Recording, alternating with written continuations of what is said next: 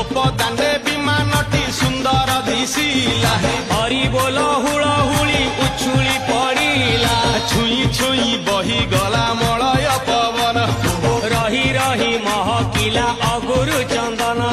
ଥେଇ ଥେଇ ନାଚୁଥିଲେ ଗୋପ ଗୋପୀ ଗଣ ସାହି ସାହି ବୁଲୁଥିଲା ନଗରୀ କୀର୍ତ୍ତନ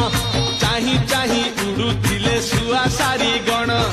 ଖାଇ ଖାଇ ଭୋଗ ବୁଲୁଥିଲେ କାହ୍ନୁ ଜାଣ ଗୋପପୁରେ ଘରେ ଘରେ ବୁଲିରେ ନୀଳମଣି ଖେଳୁଥିଲା ହୋଲିରେ ନୀଳମଣି ଖେଳୁଥିଲା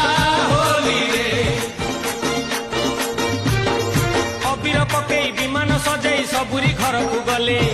ନାଟକ କାହାର ଜଣା ପଡିଲାନି ସବୁ ଆଚମ୍ବିତ ହେଲେ ଶେଷରେ ସବିଏ ପ୍ରବେଶ ହୋଇଲେ ଚନ୍ଦ୍ରସେନା ଘରେ ଯାଇ ବିମାନ ଆଗରେ ତାଟକକୁ